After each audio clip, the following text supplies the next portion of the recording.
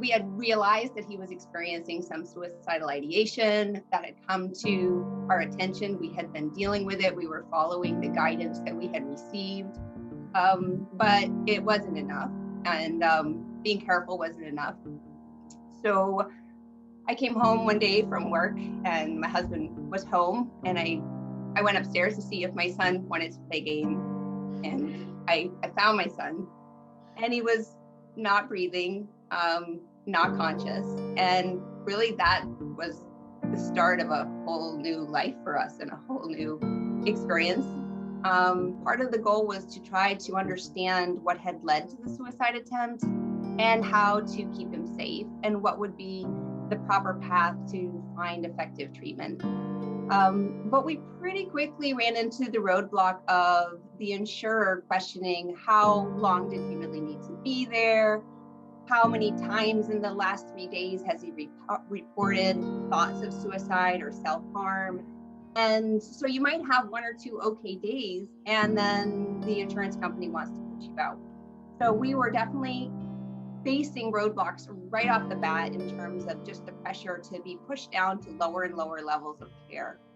And at one point, our provider, was advising against bringing him home, saying that it would have potentially catastrophic results to bring him home without enough understanding of what had led to the suicide attempt and without a really good safety plan. Yet they were simultaneously telling us that we probably needed to leave because our insurance was going to stop paying.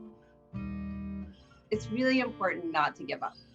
But one of the first things that a person needs to do is understand the appeals process. So some plans have multiple levels of appeals that you have to go through. There's time frames at each appeal level. There are opportunities at some levels, for example, for peer-to-peer review with your practitioner, but those also have time frames. So understanding what's the start date, which is usually the date on your denial notice, and then what are my time frames? Because if you don't apply in time, then you've lost out on the opportunity. What led you to write a guide to give parents and others information about how to access mental health benefits? A lot of the impetus to write the guide was just my amazement at how difficult it was to navigate the health insurance system. I think we might be a little bit skeptical of insurance companies or how insurance works. We might know it's a little complicated, and it was just unimaginable to me. It was so difficult and so complex. And I met so many families on our journey and just realizing how difficult it would be for so many families to navigate the healthcare system. So part of the guide is me just trying to help other parents be able to find their way through the system when you're living with mental health, potentially living with a prolonged crisis going on in your family. You're already exhausted and you're already beaten down. And to add on top of that, trying to figure out what your health insurance is doing and how to access those benefits, it's too much. And a lot of the things we faced, they just seemed like they couldn't be real. The guide isn't an end-all be-all solution for everybody, for every case, but it is hopefully going to work both as a tool for people to learn and look up specific things that they might be struggling with. I feel like it's so unfair where parents are being left to fend for themselves.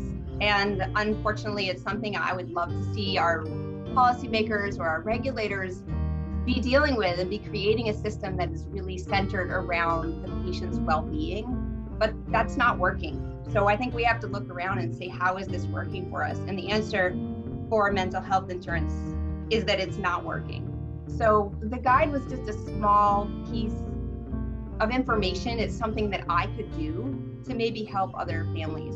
I would want families to know that there is really excellent care out there. It can just be hard to find. And also the diagnoses that we have are difficult, and there's a lot of overlap. So you can spend a lot of time wandering around and struggling and feeling really alone. And I just want to encourage people that there are great practitioners and there are really good programs, and it might take time. Sometimes it's just a matter of just keep looking, and it's the same with the insurance. You just have to keep trying and keep going, one foot in front of the other.